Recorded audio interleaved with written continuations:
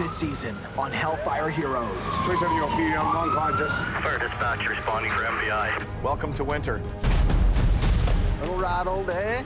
And what is this guy doing? Some of the young kids falling off the bridge. Where are you? It's 22 floors up. Oh, a lot of hot wiring.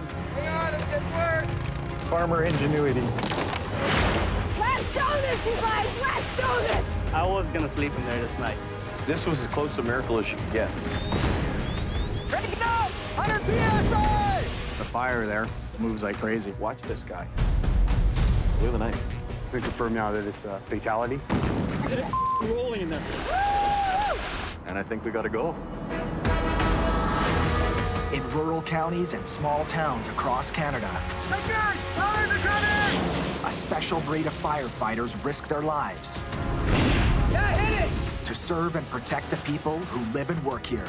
When it's game day, it's on until the last person is safe. We'll get you out of here just a moment. Our fire crews put their lives on the line every day.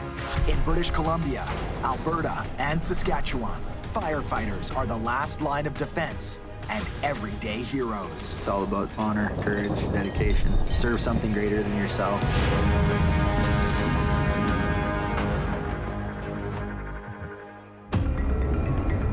Port Alberni, British Columbia. Population 18,000. The city lies at the head of an inlet that stretches all the way to the Pacific Ocean. The perfect location for pulp mills to set up shop during the heyday of the logging industry. The mills are quieter these days, but not the fire station.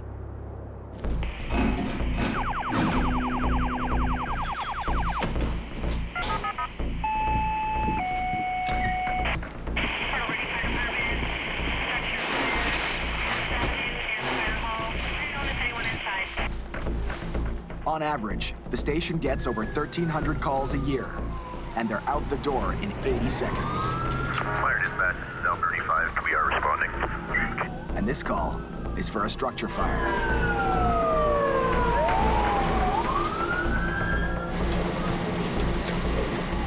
Are you hooked to a hydrant? Get that hydrant hooked up. Captain Scott Burrows is the lead. Fire scenes are extremely unpredictable. You never know what you're going to encounter, so you have to be flexible. Fire dispatch, we're on scene. Command established. This is a single-story family dwelling here. Light heavy black smoke going from the roof structure. Stand by for update. Dark smoke was issuing from the roof line of the structure. I didn't see any open fire. Okay, hang on. No, it's not showing itself. Scott wants to know where the fire is before sending a crew inside. Fires that haven't vented or not showing can be dangerous to the firefighters because they can lead to flashover. Flashover occurs when fire heats the contents of a room to their ignition temperatures. Furniture, flooring, and walls, even the smoke itself, can suddenly burst into flame without warning. That vent right there? Turn it with the chainsaw. I'm gonna get to the back. Okay? To reduce the risk of a flashover, firefighters find a way to let hot air and gases escape. I coordinated a ventilation at the back of the structure, and then we sent people in the front door.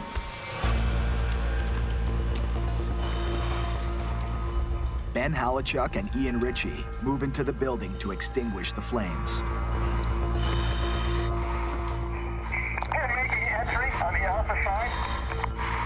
All fires are different. This one was what I would consider to be a hot fire. The smoke level was pretty much right to the floor, so visibility was very low. As you move towards the seat of the fire, you are looking for victims. You're feeling for them. You're listening to see if there's anybody in there, shouting for help. But you couldn't see anything, so you've got to be completely focused on the task at hand. Go for the fire.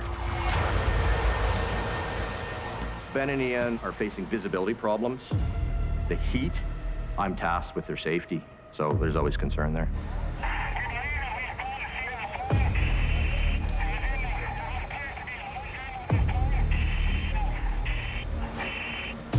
113, this is command. You're unreadable. Can you come out and give me a face-to-face, please?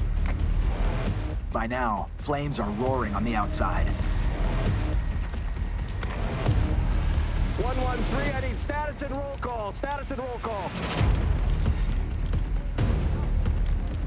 When I didn't hear them talking to me, I got concerned based on the possibility of them getting hurt inside that fire. And it can be deadly for firefighters. I'm a little concerned.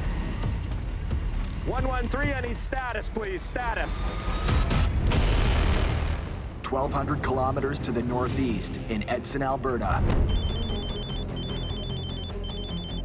HQ, you are responding for MVC versus pedestrian and moose.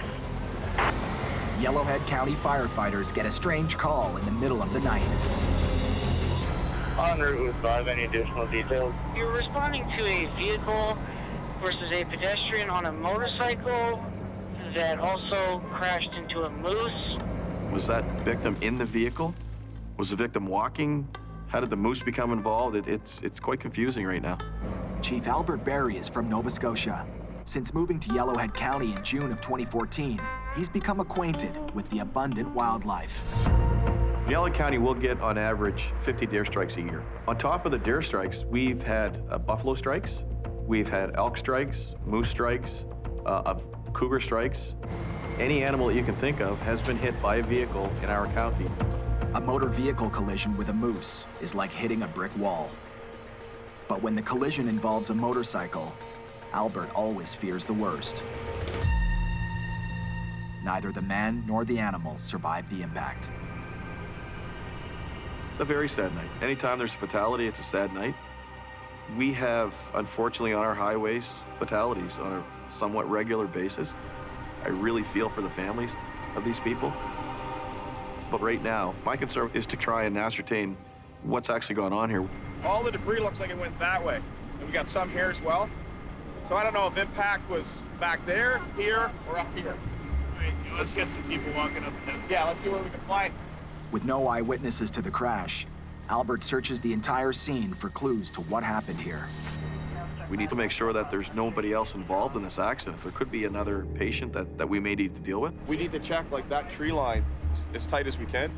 There's plenty of debris, but the motorcycle itself is nowhere to be found. We're trying to put the pieces together. It's like that puzzle that you fit together, and it's not all working right now. We located the motorbike in the bushes. Got the bike for sure, Gabby? Yeah. What we found as we walked, yeah. You see the tire mark. You just see a straight line in the grass. So the bike just kept on going. Yeah. After the man was knocked off his motorcycle, the bike continued for hundreds of meters across the field and crashed in the woods. Thankfully, the search produced no other victims. RCMP will take over from here. The roads in Alberta are dangerous with wildlife.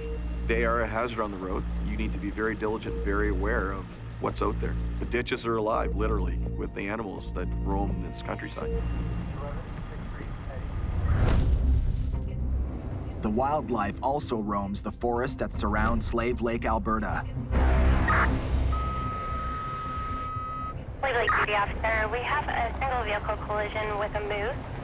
There is a lot of debris on the highway. 8 volunteer firefighters report for duty. It's the kind of dedication that makes Chief Jamie Coots real proud. Simply put, the Lesser Slave Regional Fire Service can't run without volunteer firefighters. They leave their jobs, they leave their families, they leave their homes. They leave in the middle of their sleep to come and help us out with these emergencies. They volunteer to do it all. They don't have to. No one can make them. 2 women traveling on Highway 2, one of Alberta's major highways, struck a large adult moose that weighed between 800 and 1,000 pounds. The driver escaped with a few minor scratches. You all right?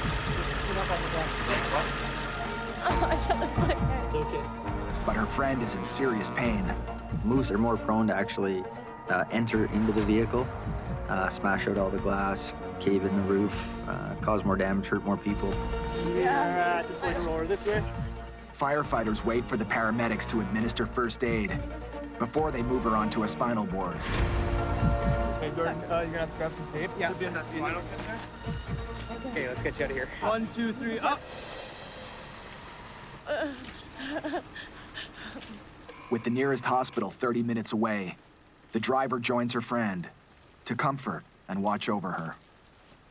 Driving after sundown in rural areas motorists must slow down and be extra vigilant, especially during the deer and moose rut or mating season. They don't reflect the light or nothing. The biggest problem with a moose, especially at night, is it's dark outside, and the moose is all dark. A deer, their eyes reflect, and you can see them. A moose, there's no reflection. So there's no way to know until your eye picks up that weird shadow that you're driving up on, and usually it's too late.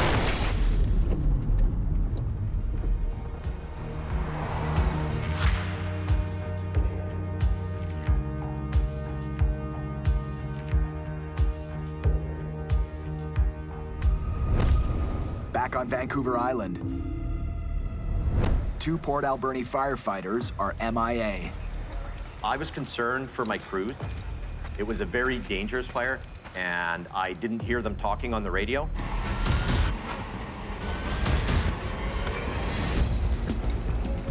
They finally emerge. I think we knocked down the seats, the back of the fire. Was it right at the back? It's right inside the lounge. It was rolling in there. That fire was just rolling out, coming across the ceiling. There's a lot of heat, a lot of fire. We knocked you down? Yeah. I don't know, we completely stuffed it though. Okay. Okay, so I think we might still like reignite on us, Yeah. but there was a pile of heat in there, man. Okay. She was cooking. Okay.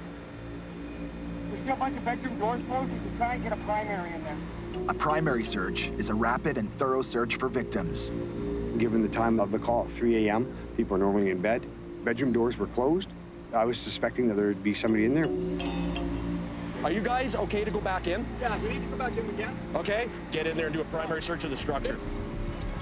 Before they fully knock the fire out, they have to complete their search for anyone who might be trapped inside.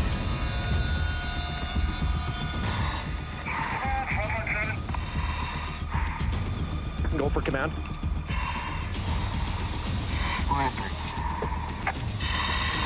Dispatch, we're doing a primary search of the structure. That's always number one priority, is victims. Like, who's in there? Is somebody in there? 2, 3 in the morning, you just don't know. In Port Alberni, BC,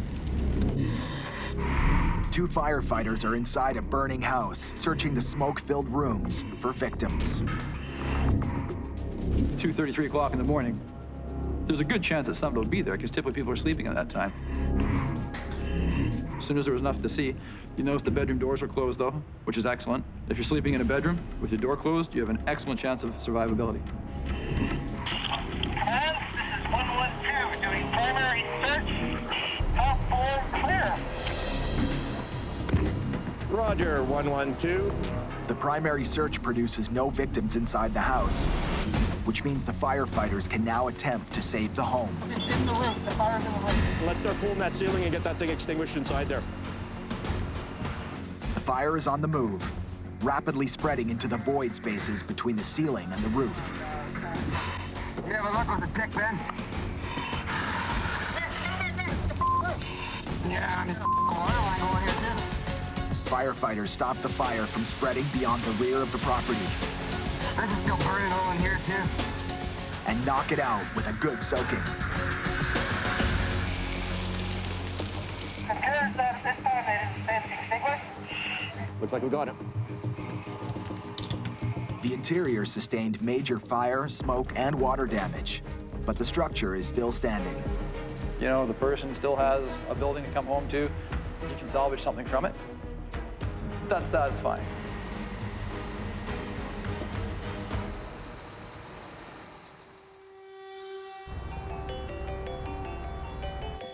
Next morning, homeowner Wisla Schroeder takes stock of the damage.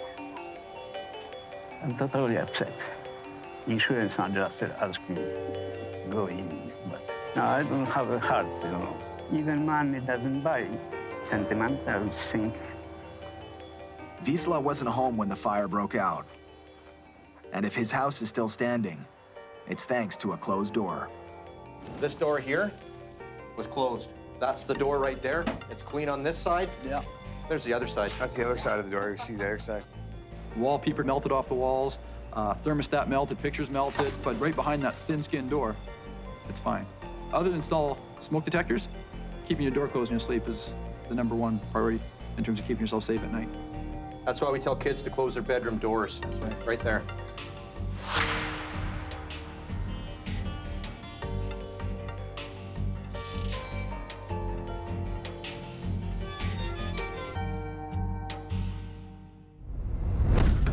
Back in northern Alberta, the 911 dispatcher is on the radio. Sideswipe will be responding to a truck on fire in the Shoppers Drug Mart parking lot. 161, I'm right behind you guys. Chief Jamie Coots has seen enough vehicle fires to know that parking lots magnify the dangers. When you think of a parking lot, tire on a vehicle is burning, it's probably less than 2 feet away from the tire right beside it. And vehicles are tough because what's in the trunk? What's in the back seat? Looks like there's 3 or 4 cars that are on fire. So vehicles are already an unknown and kind of a dangerous call for us. And then now it's in a parking lot with 10 other vehicles, 20 other, 30 other vehicles. Caller did state that they have used a fire extinguisher on the vehicle. I don't see much for smoke, so fire extinguisher did the job. The extinguisher job was the work of one of Slave Lake's most recent recruits. The window was already broken. I melted the lining, so that corner was already popped out. Probably 3 to 4 feet of flame coming out of the cap there. I was just here at the right time, I guess, so. Oh, a lot of hot wires across that aren't factory, so. It doesn't take long for Jamie to discover that the truck did not spontaneously combust. I'll put it to you like this. You talk about wiring your own vehicle. I don't do it because I'm not trained to do that. You know, the whole idea is to save some money, but if you don't know what you're doing, what did you save, right? You light your own vehicle on fire. The problem with do-it-yourself wiring is that it often weakens an important automotive feature, the firewall. Firewalls are made of high-strength steel, covered in fire retardant, stamped at 850 degrees Celsius. When a fire starts in the engine compartment, its path to the cabin is limited. But there's no stopping a viper's nest of electrical wires from catching fire. So hey, this is all good learning. Let's learn here while we can. If you just look right in the fuse panel, you'll see some jumpered wires and stuff, and where those wires come around the firewall. Great opportunity for firefighters to see that if you do some good work and some fast work, you can save the evidence that we need to prove what happened. There we go, boom. Just don't rip any of that apart. Don't touch any of that, just tuck it in there. Dump as much water as we have to. Water's free. Before they take off, firefighters cool off the engine block. All in all, sad for the guy whose truck got burnt up, but happy day for everyone else whose truck didn't get burnt up.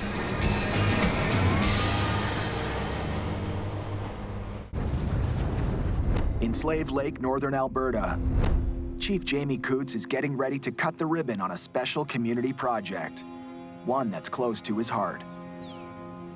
We were looking for a name and decided that it would be nice to call it the Connor Lucan Fitness Park and memorialize a little bit about Connor and a little bit about the crash that took his life. Connor Lucan and 9 of his Humboldt Broncos hockey teammates were killed in a traffic collision on April 6, 2018, near Armley, Saskatchewan. It's nice how the picture-in-picture, eh? So you can see the... Got the back and then the front.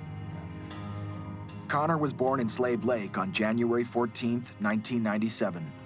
Oh, I've known him since he was a little kid, so his family's from around here, and knew him. He used to come to the house when he was smaller, friends with my son, and coached him. So to me, it was extra special to build this memorial park. Okay, thanks everyone for coming. On behalf of our family, we would like to thank everyone in attendance today. It is a great honor that Jamie and the fire department asked our family if this fitness park could be named after our son, Connor. Connor would tell me that Humboldt was just like Slave Lake. Everyone was so kind and down to earth, just like home. It's truly humbling, yet fitting that this fitness park be named after him and that the Humboldt Broncos and Connor's story can be read here every day. Thank you, and forever Humboldt strong. That's it. Fitness park is open. Working out and staying in shape with hockey and stuff, something that Connor believed in. So I think it's kind of the perfect thing to highlight who he was. In Slave Lake, the legacy of Connor Lucan will live on forever.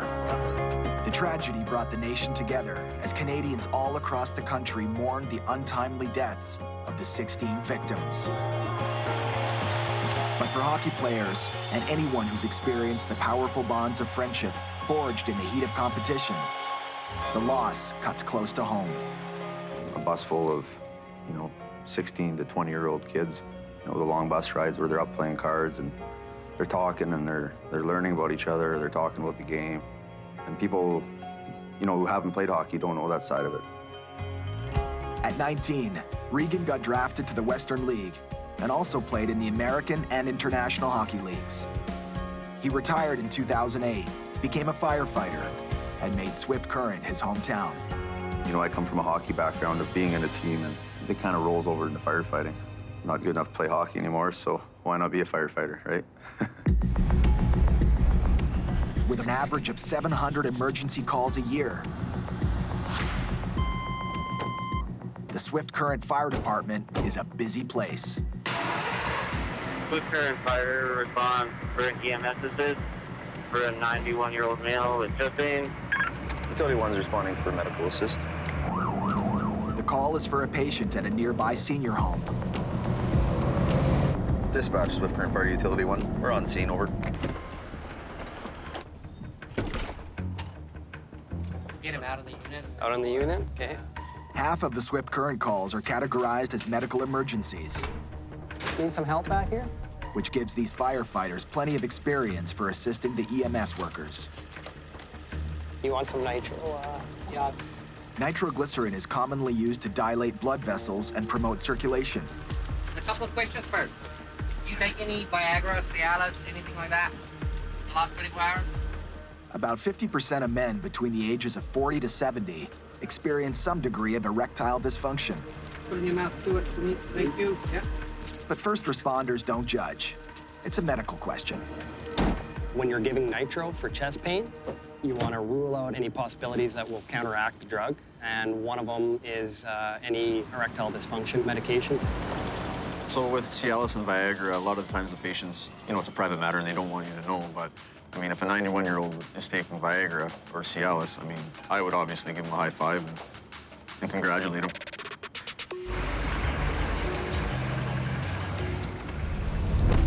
"900 kilometers northwest in the neighboring province of Alberta. Squad 10 is on scene. We have a vehicle rolled over up the bank in the farmer's field. A passerby stumbled upon an SUV that rolled off a gravel road in a remote corner of Yellowhead County. When I come up, I seen the driver on the side of the road screaming to help a friend and to call for help. So I called 911 immediately and stayed on the phone with the first responders until they got here. The crash pinned the passenger inside the vehicle. Firefighters freed her, but now Chief Albert Bahri worries that the 1-hour drive to the nearest hospital is just too long. Anytime you have a crash like this where somebody's pinned between the vehicle and the ground, that is a gravely urgent situation. And when you look at distance from Edmonton by vehicle or Edmonton by helicopter, helicopter's a choice to take. Jim, did you give him the lat long? Country hospitals are not equipped to treat severe trauma. And with Edmonton a 2-hour drive away, first responders requested help from STARS. STARS is a non-profit organization that provides air ambulance service to Alberta and other provinces. They are a group of highly skilled, highly motivated, highly trained medical practitioners that are able to go from call to call in an air asset, whether it be fixed wing or in a helicopter. STARS stands for Shock Trauma Air Rescue Society. They average about 3,500 calls a year in remote and rural communities throughout Canada's western provinces. The average cost of a medical air ambulance flight is $5,400. But their intervention can mean the difference between life and death. It's a speed at which they can get to a call and then from the call back to the hospital, which makes a huge difference. With every second counting, the emergency team prepares for a hot load transport.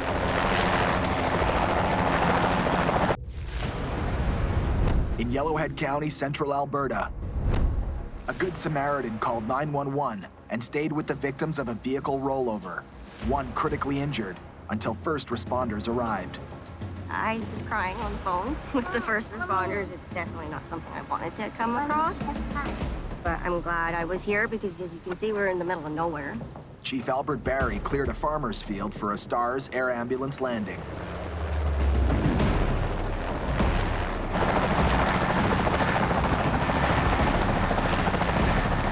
They're gonna do a hot load. so they're not going to shut the engines off. All of our personnel that aren't essential to the transport from the ambulance to helicopter stays away.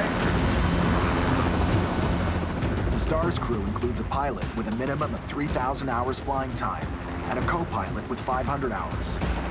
The medical crew consists of advanced life support paramedics, critical care nurses, and in some cases, a transport physician. Total turnaround time for this hot load, 14 minutes and 17 seconds. They'll leave here and fly directly to Edmonton, probably about a 20-minute run.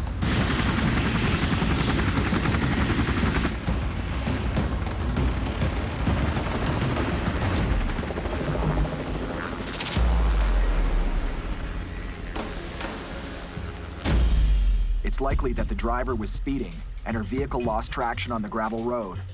A rookie mistake most locals know how to avoid. Yeah, these roads are terrible. Like the slightest movement that you're not supposed to do, your gravel roads are bad. It's a different way to drive. It's not like driving on asphalt. So if you're not paying attention in a turn or you're not paying attention even on a straight stretch, you could actually lose control in the gravel. Further north, on another Alberta country road. For vehicle collision, Highway 44. It is a flatbed versus a gravel truck. Unsure of injuries. Sean Kearney is the officer on duty for Slave Lake Fire Hall 1. Duty officer 101, so I'll be headed there right away. And he just got called. We're going to a two semi-vehicle accident just north of Flatbush. Hopefully Flatbush can get a truck together here right away. Your dispatch Hall 4 will have a crew together shortly. Flatbush Hall 4 is one of 5 halls Chief Jamie Coots oversees. It's part of the 10,000 square kilometer jurisdiction of the Lesser Slave Regional Fire Service. The smaller halls in the more remote rural areas are those critical first response pieces. They're the ones that give us a chance to save lives out in those areas and to reduce property damage. We need that critical first strike. And sure enough, Flatbush Captain Rick McKnight has the scene under control. 2 semis involved in an accident. Nobody hurt. Metal and plastic, that's all there is. While making a left-hand turn at an intersection, a gravel truck was sideswiped by a semi, swerved off the road, and rolled over. So I think we got their information. The boys got the leak stock, and they're draining the tank, so we're done. We're out, yeah. Okay. The drivers are safe, and the tow trucks are on the way. So the Flatbush volunteer firefighters head back home. 7 guys from our little hall. Hey, we all ready to go? See you guys at home. Flatbush guys, they're quite the characters. Did you take your Viagra? 2 times. They just like me. When you've got it, you got it. They're always laughing, always joking. But when it comes time to get the work done, they are fantastic. Farmer ingenuity. Welcome to the best hall ever flies, Flatbush, Alberta. It's a small town. It's rural Alberta. Good, honest people, hard workers, mainly farmers. We run a cow-calf operation. I am actually officially retired. My son and his family have taken the ranch over. I'm kind of cheap labor if he needs me. And when he's not needed on his son's farm, Captain McKnight can almost always be found volunteering at the fire hall. Paging Flatbush. We have a tanker truck that's rolled. The tanker is carrying propane. A Super B tanker veered off the highway, broke apart, and rolled into the ditch. This code warns firefighters of what they're dealing with. Is it something that's going to explode? Is it something that's going to burn rapidly? Is it something that's toxic? The number 1075 tells firefighters the truck is hauling highly flammable, liquefied petroleum gas. As many as 50 Super B tankers haul oil and gas products through the Slave Lake region every day. They operate under strict safety regulations and a host of mandatory safety features. But when things go wrong, the consequences can be devastating. If those tanks rupture, all that product catches on fire at the same time. They put a lot of safety into the vehicles, but at the end of the day, once there's been an accident, you don't know how that vessel is going to hold together. After an hour-long wait, the company man rolls in. It'll be up to him and a hazmat team to handle the recovery of the Super B. Oh, we're gonna bug out here. Or you'll be here all night by the sounds of it.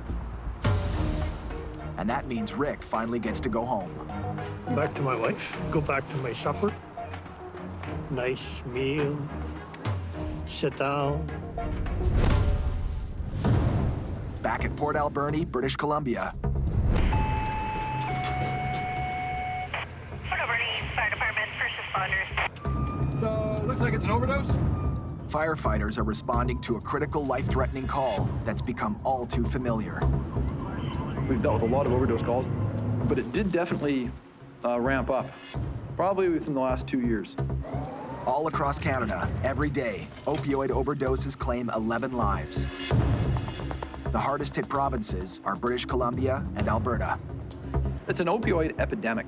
You have thousands of people dying every year across Canada. Of all the opioids, fentanyl is the most dangerous killer. The synthetic opioid has been used as a pain medication since the 1960s.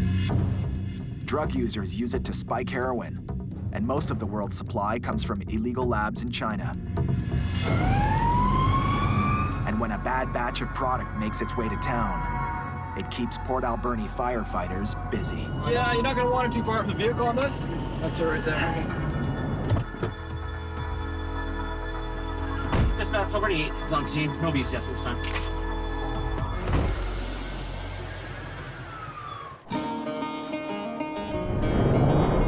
Port Alberni lies in the heart of the Alberni Valley on Vancouver Island, British Columbia. Most days, it's a beautiful and quiet place. But this past year, a rash of drug overdoses keeps first responders on high alert. 27-year-old female, non-conscious, chief complaints OD. Port Alberni firefighters sometimes arrive on scene before the EMS workers, but they're all trained first responders. Next door. And with a recent spike in overdose calls, EMS is happy to have backup. 2 years ago, we did 95 calls just in 1 year. This year so far, in the first 6 months, we've done 95 calls. So we're on pace to double what we did just 2 years ago. She's sitting up talking now. Talking, yeah. The fire department is there to help us. They get there ahead of us sometimes. Sometimes we get ahead of them. Like I say, it's not a race. We're there for the patient. So the person who had overdosed is sitting upright and talking. Some Narcan was already administered prior to our arrival. Naloxone, sold under the brand name Narcan, is a fast-acting, over-the-counter narcotic antidote that rapidly reverses the lethal effects of an overdose. Thanks to the BC policy of making Narcan available to the public, a friend was able to administer the first and perhaps the life-saving dose. I administered the Narcan. I made sure she was breathing. I swiped vomit from her mouth. Oh my God. I know every step of the way because I've done it to 3 of my best friends. They really look out for each other. There's so many naloxone kits out there. You know, it's made a huge difference. Yeah, live to see another day.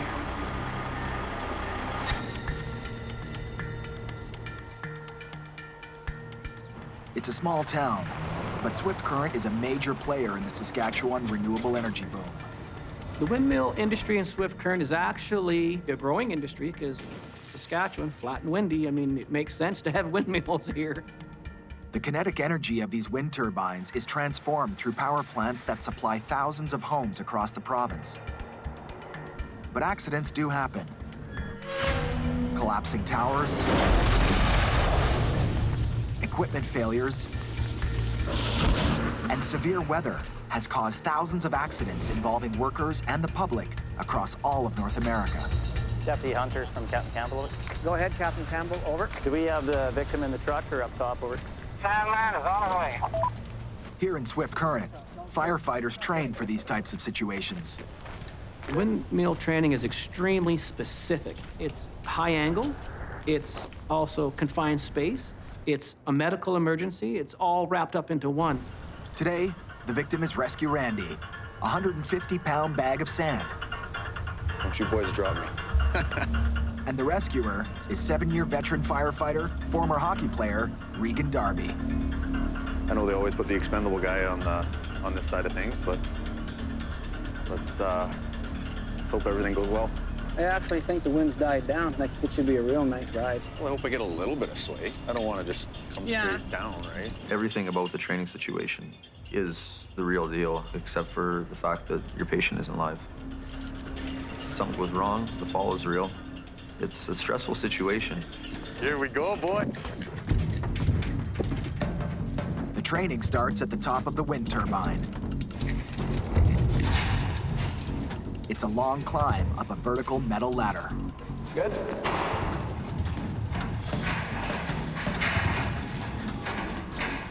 Hand over hand. Step after step. Upwards. Inside a windowless steel tube, as high as a 20-story building. Yeah, you're through. You tie. Now we do a little loop-a-doop around his feet. Today, Rescue Randy is a worker that's just had a heart attack. They can't take him down the ladder, so they'll lower him down to the ground with a complex rope rigging system. Okay, so we have 2 pulleys here, and all they're here for is to create a change of direction. So the line will come through, it's gonna go back to an anchor point that's engineered, that's strong, and the rope's gonna come through, down, rope come through and down. So one will be belay line, one will be the main line. The main line carries all the load. The belay line is a backup, ready to catch and hold if the main line fails. Well, I'm going to start out with my feet on here, and then I'm going to let myself down. Okay, so we'll get the basket out the hatch then.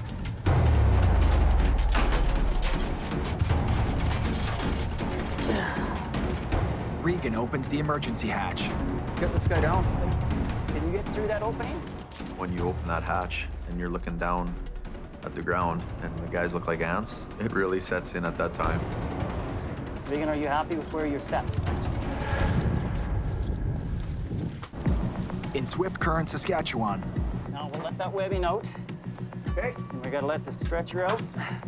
Firefighter Regan Darby is ready for a 20-story descent with a 150-pound dummy. Good. Okay, I want to get my feet on the side of the basket here. Okay. It's windy out here. It's a training scenario, but the height, the danger, and the rescue procedure are real. It's nerve-wracking. You're 20 stories in the air. You're on a rope. That's it. And then you have a patient with you too as well. So there's a lot of things going through your head. Okay, I think I'm pretty good, guys. Just got a little bit of adjustment here in the old package. With Regan's life hanging from a few threads of rope, he puts all his trust in his fellow firefighters. We're going down 15 feet, then stopping. Down on main, easy on belay.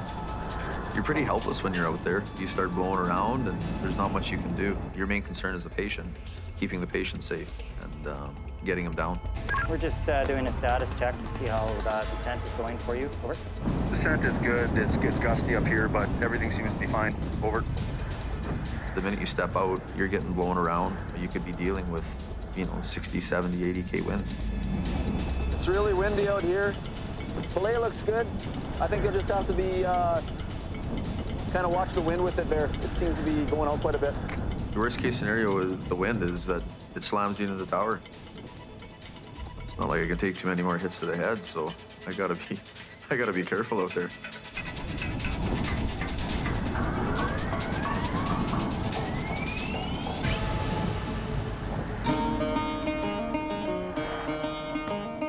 You get a little bit of a pucker factor coming out of there right away, but who wouldn't?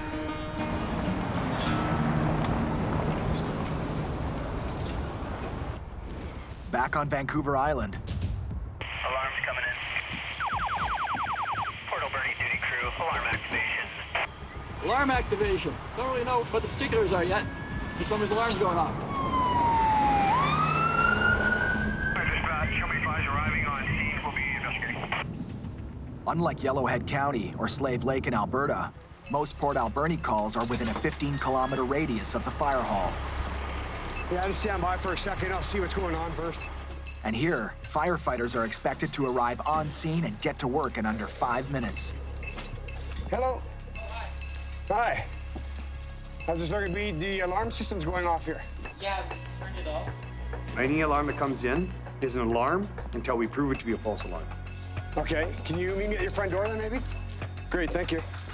You have to make sure. So I have to do my due diligence. For all I know, maybe they broke in. And they say, oh, no, there's nothing here, but they're actually arsonists setting it on fire. I don't know. Hi there. Do you have no fire here then? Is it just from cooking smoke? Yeah. So I have to make sure that I'm talking to the right people and see that it was cooking smoke and that they set off the alarm. Okay, but that's it. There's no fire, just your cooking. Okay. Good. No problem. False alarm. I've spoken with the homeowner occupant here. There doesn't appear to be any fire at this time. In Port Alberni, like most everywhere in Canada, as many as 99% of all fire alarm activations turn out to be false. Command is terminated. Roger, Engine 5. Thank you very much. Have a good day. But it's that 1% that makes every call a matter of life or death. So we can never get complacent and say, oh, it's probably a false alarm, don't worry, because that's the one that's going to turn around and bite you. On average, Port Alberni firefighters respond to about 4 calls a day. Most calls originate inside city limits.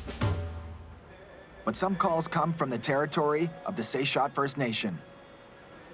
And today, the community rallied to give the firefighters a special thanks.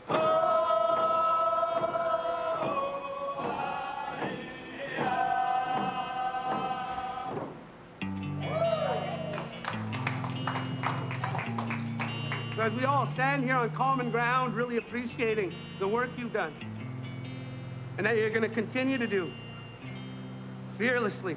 We've had a couple of house fires where people lost everything, and you know what? You can't help but be grateful, you know? Thank you.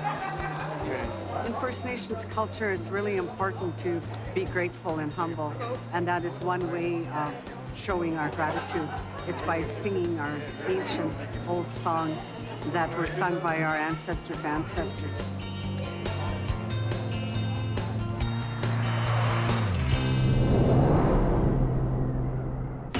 Next time on Hellfire Heroes. There we go. On Vancouver Island, UBI. 2 back-to-back calls come in, and crews are stretched thin. Go for water, yeah! In Alberta, a burning house is near collapse. Guys, pull back! Go! And a father fears for his daughter. Hey. While a son wants to make his father proud. Ever since I was a little kid, I was always in the fire hall, hanging out with my dad.